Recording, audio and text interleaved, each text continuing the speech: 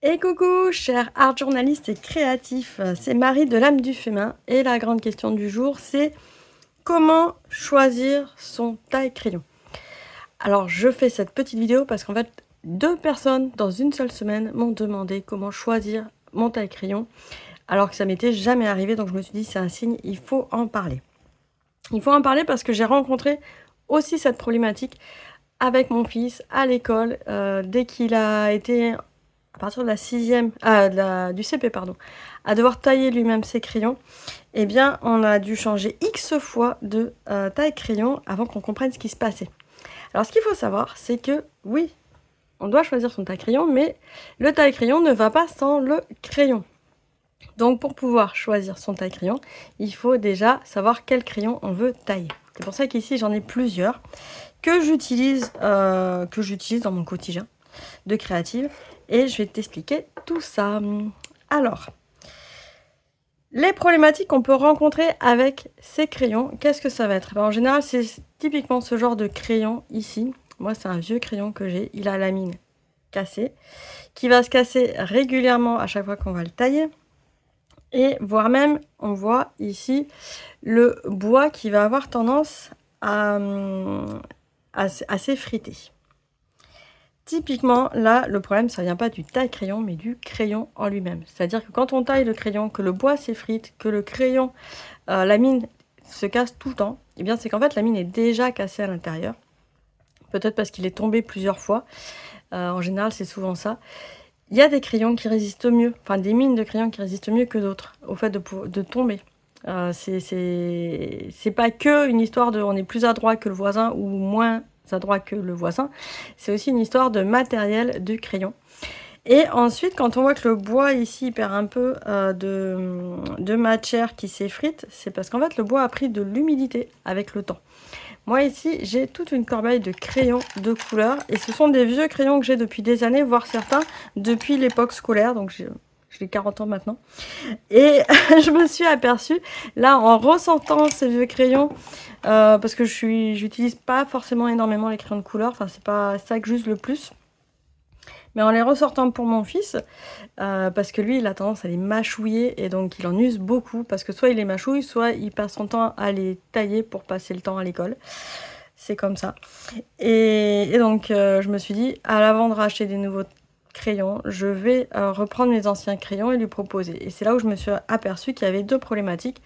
Les crayons qu'il avait du mal à tailler et les tailles crayons qu'il cassait. Parce que justement, il avait du mal à tailler ses crayons.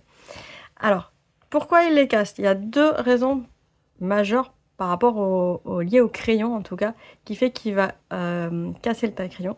C'est que la première, quand on a un crayon comme ça, qui n'arrête pas d'avoir la mine qui se casse. Alors là, je vais faire une petite démonstration ici. Voilà, ou plus, ça sera plus visuel ici avec celui-là. C'est que voilà, j'ai mon petit bout là qui, ça fait pas une belle taille. Ça fait plein de miettes. C'est pas terrible. Et alors là, je tombe sur un morceau qui est plutôt bien taillé, mais c'est un peu comme une dent de lait. Des fois, on sent que ça bouge. Et là, clairement, il s'effrite. Et vu qu'il s'effrite, alors déjà, c'est pas pratique. Voilà, on en met de partout. Et après, régulièrement, on est obligé de retailler parce que la mine va tomber. Et donc, on va avoir tendance à forcer. La deuxième chose que je me suis aperçue pourquoi on forçait quand on taillait, c'est parce que des fois, le bois qu'il y a autour, c'est pas forcément du bois, c'est pas toujours du bois. Il peut y avoir du plastique, il y a des matières qui sont plus résistantes que d'autres. Certains bois, mais aussi surtout certains plastiques.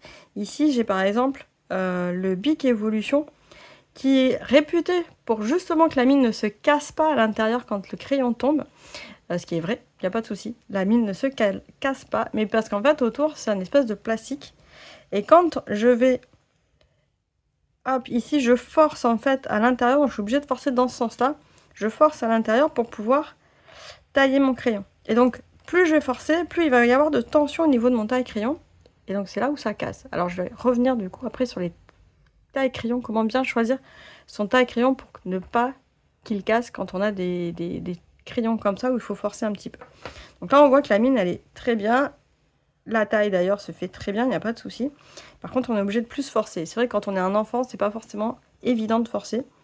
Et moi, je me suis aperçue sur ces crayons-là, mais je reparlerai plus tard des crayons, c'est que ces mines, il faut forcer aussi pour écrire. Donc c'est pas les crayons que je préfère moi dans ma pratique, parce que je force pas autant sur la mine pour pouvoir crayonner. Donc ça va être plutôt d'autres marques que je vais préférer. Et donc, quand on a identifié en fait la dureté des crayons qu'on a, le type d'équipement qu'on a, et ensuite, troisième critère, ça va être le diamètre de notre crayon. Quand on va avoir identifié ça, on va pouvoir regarder quelle taille crayon on a besoin. Donc au niveau des diamètres, dernier petit paramètre, ici par exemple j'ai un crayon 3 en 1 Woody, craie aquarellable, qui est très très très large. Là on est sur des diamètres classiques. Et ici, ce sont des fusains, des sanguines qui ont un diamètre un petit peu plus large. Et donc là, on se dit oui, mais alors comment on fait? Il nous faut 10 milliards de tailles crayons. Ah oui et non. Oui et non. Alors si on a juste des tailles crayons classiques, et ben on prend simplement les tailles crayons. On n'a besoin que d'une seule encoche, ça suffit largement pour sa pratique personnelle.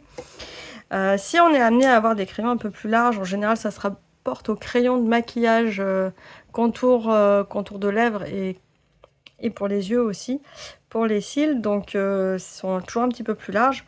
On va arriver sur le traditionnel de 2 encoches, 2 trous, pour avoir les gros d'un côté, les plus gros d'un côté, et hop, les plus fins de l'autre. Et ensuite, ici, on a donc le Woody qui est vraiment un calibre, j'allais dire, très particulier, c'est la marque Stabilo, et donc Stabilo n'est pas bête. Quand on achète les Woody en boîte, ils fournissent simplement le taille crayon avec, comme ça on n'a pas de problème, on cherche pas différents endroits. Ça a été ajusté, c'est bien pensé à ce niveau-là. Mais je vais revenir après sur la qualité du taille crayon.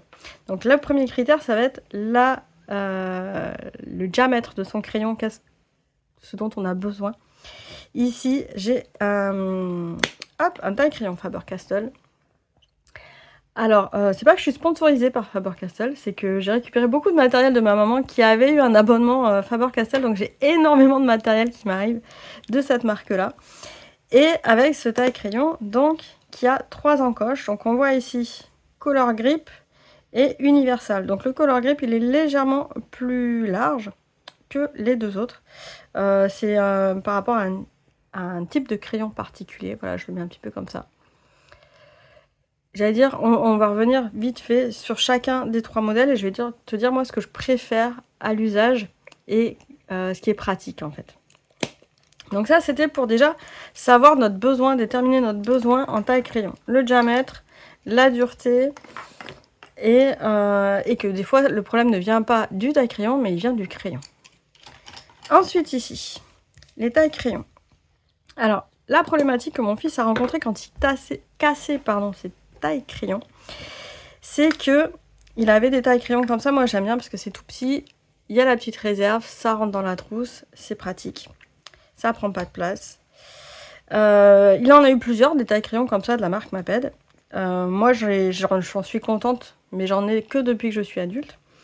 Et ici, on voit que la lame, j'ai jamais trop de soucis avec des lames qui ne coupent pas, même sur des tailles crayons bas de gamme, j'ai jamais eu ce problème-là. En général, quand ça ne coupe pas, c'est que c'est le bois qui a pris de l'humidité. Peut-être qu'il a été mâchouillé, peut-être qu'il est resté dans un endroit trop humide pendant longtemps, ou un cartable mouillé. Et même si le bois après il est sec, la qualité en fait elle est altérée. Donc le taille crayon ça va être pareil, à moins qu'ici la lame soit rouillée. Alors en général c'est toujours très bien aiguisé, vaut mieux pas y mettre ses doigts. On peut après faire l'entretien de sa lame, c'est-à-dire la réaiguiser, il suffit pour ça de prendre un petit tournevis, soit de la poncer, soit de la changer, de la poncer ou de la réaiguiser, et de la remettre en place. À ce niveau-là, moi, j'ai pas de soucis sur aucune marque de lame qui ne coupe pas. La problématique, par contre, c'est ce qui va tenir en fait le support de lame. Et là, on voit que c'est tout en plastique. C'est un plastique qui est moulé intégralement dans une seule pièce. Et mon fils, là où il avait un problème, c'est qu'il y avait une faiblesse. Enfin, c'est même pas une faiblesse. C'est juste qu'avec, vu qu'il mâchouillait beaucoup ses crayons, on a acheté des crayons Evolution. Qui résistent mieux déjà de façon globale et en se disant que il va peut-être pas les mâchouiller ceux-là. Effectivement, il les mâchouillait moins vite. Par contre, vu qu'il forçait davantage pour pouvoir ici le tailler, donc même moi en tant qu'adulte, en fait, je m'en suis rendu compte après en me posant la question comment il faisait pour casser ces tailles-crayons. Et je me suis aperçue qu'en tant qu'adulte, je forçais beaucoup avec ces crayons-là. Voilà, là, ma mine, elle est bien pointue. Et donc, en forçant, on force là sur le plastique. Et à force, c'est pas en une fois qu'on va le casser, mais en le faisant régulièrement, puis en milieu scolaire, on le fait très régulièrement, eh bien, ça finit par casser. Et donc, ça se casse ici, à l'insertion, en fait, du crayon. Donc, ce genre de taille crayon, c'est chouette, mais pour des crayons qui sont assez tendres et assez faciles à tailler. Hein, on va éviter les évolutions dessus. Alors, comment on a fait après pour quand même qu'ils trouvent un taille crayon qu'on arrête de changer 3 fois dans l'année? Eh bien, j'ai eu la solution de dépannage. Je suis revenue sur les vieux taille crayons qu'on avait quand on était jeune, qu'on retrouve d'ailleurs dans tous les placards de nos parents et nos grands-parents, qui sont complètement métalliques. Donc ça, c'est, j'allais dire, c'est une révolution, mais non. On revient à l'ancien, c'est durable, ça fonctionne bien. Alors des fois, c'est un petit peu rouillé ici. Il ne faut pas hésiter à démonter, à reprendre une pierre une pierre pour c'est pas pour poncer, mais pour limer un petit peu, pour réaiguiser. Voilà, une pierre pour aiguiser sa lame. Mais c'est vraiment durable. Et là, l'avantage, alors je vais voir si j'ai pas un deuxième évolution pour pas toujours faire le même. Mais l'avantage, c'est que on peut forcer, ça va pas casser. Ici, on est sur du métal, ça ne casse pas. L'inconvénient, le gros inconvénient, c'est que dans le système scolaire, il faut absolument un réservoir. Les élèves ne seront plus autorisés à se lever pour aller à la corbeille pour tailler le crayon au-dessus. Donc moi, ce que j'ai imaginé, c'est que j'ai pris un petit pot, le temps de dépanner, de trouver un taille-crayon plus sympa pour un enfant. Et donc, avec un petit pot, j'ai dit, on met le taille-crayon dans le petit pot et on ferme. Et en plus, maintenant, moi, je le conserve parce que j'aime bien avoir ce taille-crayon avec les 2 petits trous. Alors voilà, selon comment il tombe. Faut trouver le truc pour le ressortir. Mais ça a l'avantage que, bon, là, j'ai mis les pelures sur le côté parce que je voulais pouvoir faire le rentrée-sortie. Mais je peux tailler comme ça un petit peu. Je peux mettre mon petit pot 5 minutes au bord de la table et je reviens plus tard et je jette tout une fois que j'ai fini ma création. Donc ces taille-crayons-là, c'est vraiment inusable et c'est d'ailleurs pour ça qu'on les trouve toujours dans les placards de nos grands-parents et qui fonctionnent toujours. Ce qu'il faut savoir, c'est que il existe maintenant des taille-crayons. Alors c'est sûr qu'ils vont être un petit peu plus chers. Là, il est actuellement dans la trousse de mon fils, mais il fonctionne effectivement très bien et il dure très bien. C'est qu'en fait, il conserve la structure métallique et il rajoute une base plastique autour pour pouvoir faire la petite boîte. C'est plus sympa, mais un taille-crayon de qualité, j'allais dire, c'est vraiment quelque chose qui va pas s'altérer à ce niveau-là, qui va être vraiment renforcé. Et là, j'allais dire, ça se garde quasi toute une vie, quoi. Il n'y a pas de souci. Avant de passer au dernier taille-crayon ici, je voulais revenir vite fait sur ce taille-crayon Stabilo. Donc c'est bien parce qu'ils l'ont vraiment bien adapté au crayon, à la forme de la main, on peut le prendre facilement. Les taille-crayons Woody sont assez faciles, mais vu qu'ils sont très grands, je pense qu'un enfant, il aura la force, mais voilà, il faut qu'il prenne son temps. Qu'il prenne son temps et qu'il trouve... voilà, il n'y a pas trop de prise en fait sur le crayon, donc ça peut glisser de temps en temps. Mais bon, c'est pas... Ça, c'est plus une problématique de crayon que de taille-crayon. Là où il faut se méfier avec les Woody, c'est que si on les taille en pointe, comme j'ai taillé tout à l'heure le taille-crayon en pointe ici, on va perdre énormément de matière, parce que la matière, elle se retrouve dans la pelure ici. Et je trouve ça dommage, en fait, parce que typiquement, c'est ce genre de petits morceaux qui va vite pouvoir s'étaler et s'utiliser. Donc moi, je les taille jamais en pointe, hein, les Woody. Il reste toujours bien plat, et là même, je l'ai presque trop taillé à mon goût, en fait, celui-là. Donc il y a aussi ça, c'est que là sur un Woody ici, on peut voir à quelle hauteur on taille notre crayon. Ici, sur un taille-crayon où on voit pas trop, on voit pas que en fait on l'a trop taillé. Et à trop tailler ces crayons, en fait on les use prématurément. Quelque part on gâche son crayon, on le gaspille. À trop tailler de façon trop intense. Il n'y a pas besoin qu'il y ait une pointe comme ça aussi pointue. Au contraire, elle va se casser très vite, il va falloir le retailler parce que c'est ou le gratter un petit peu. Donc c'est user son crayon que de trop le tailler.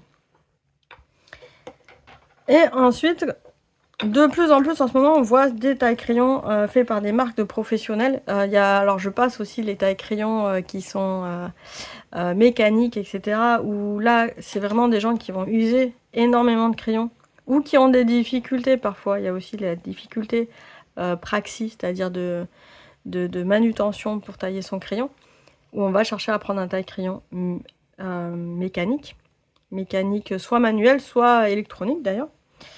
Mais ça, j'en ai pas, donc je peux pas en parler, j'ai pas l'expérience. Mais j'ai l'expérience, voilà, des tailles-crayons qui sont de marques particulières. Comme ici. Donc là, en fait, ils s'ouvrent en deux. Alors en fait, enfin, je sais pas trop pourquoi ils font d'ailleurs s'ouvrir en deux. Je pense que c'est un peu gadget, le côté ça s'ouvre en deux. Moi, j'ai peur de le casser à chaque fois ici. Ils auraient pu faire les 3 trous et faire les 3 trous sur un côté. Ça a l'avantage, par contre, que les pelures, elles vont pas... Enfin, même si elles essayent de ressortir par les petits trous, ça va pas en mettre plein dans la trousse. C'est vrai. Que là, des fois, on a quand même le... Ça ressort un peu dans la trousse, c'est pas toujours très pratique. Mais bon, c'est un peu plus encombrant d'avoir cet aspect-là. Pour l'ouvrir, on appuie à l'envers, en fait. Ici. Et là, ça nous permet de voir comment est agencée la lame de taille-crayon. Donc, on retrouve toujours des lames qui peuvent s'enlever, qui peuvent se réaiguiser.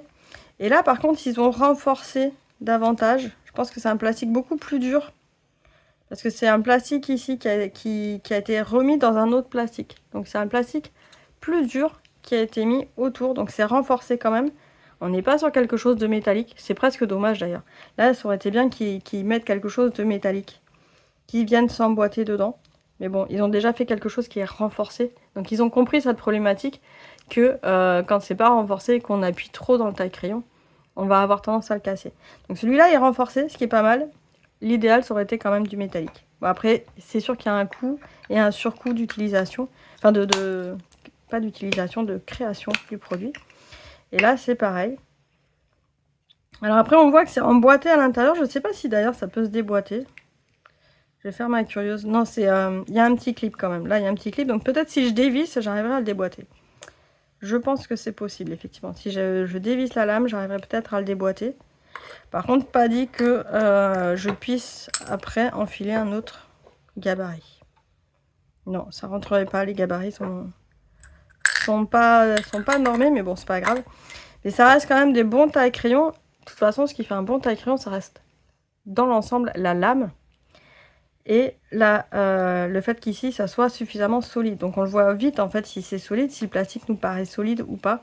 On peut le voir au toucher avant de l'acheter dans sa papeterie à côté de chez soi.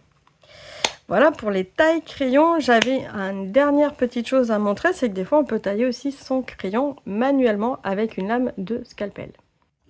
Alors ici j'ai pris des grands crayons, les fameux grands crayons publicitaires qu'on trouvait dans les années 80 quand on partait en vacances, ça faisait le souvenir de vacances. J'ai remis du masking tape tout autour pour changer un peu le style. Et ce genre de crayon typiquement, on n'a pas de taille crayon, ils sont trop grands, trop gros. Donc on refait en fait comme les personnes qui sont sur les chantiers, qui ont des crayons à mine très large parce qu'en fait ils ont besoin de marquer sur des murs, des choses comme ça. On prend un scalpel, un cutter ou un couteau. Une lame en tout cas assez longue. Et on va venir racler. Alors on part toujours de l'intérieur du crayon et on va vers l'extérieur. Et on y va en biais tranquillement pour arriver jusqu'à la lame.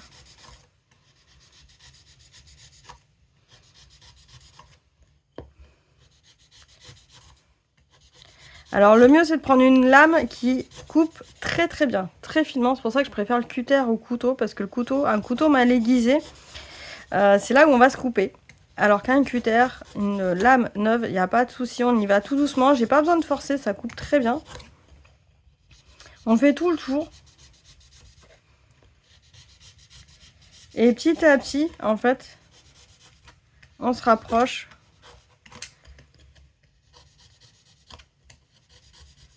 de la mine.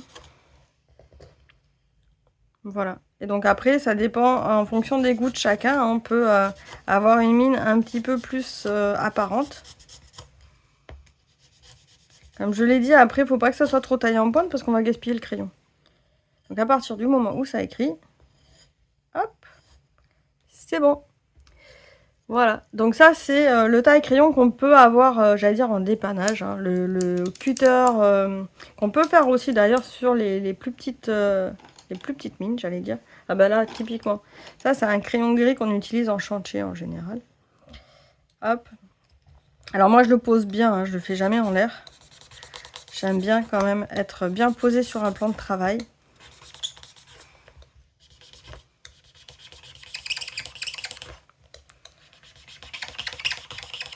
Là par contre ça en met un petit peu plus de partout.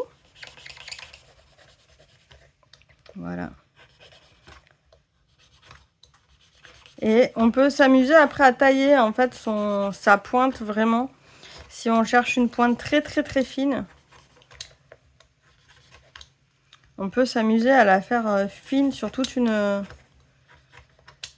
hauteur. Donc on peut arriver jusqu'à voilà, jusqu'au graphite. Et après tailler le graphite. Ça fait un style un petit peu vintage, mais ça se fait très bien et assez facilement. Par contre, forcément pas à la portée des enfants. Là d'ailleurs j'allais le mettre avec mes crayons, mais non. On va bien remettre hors de portée le cutter.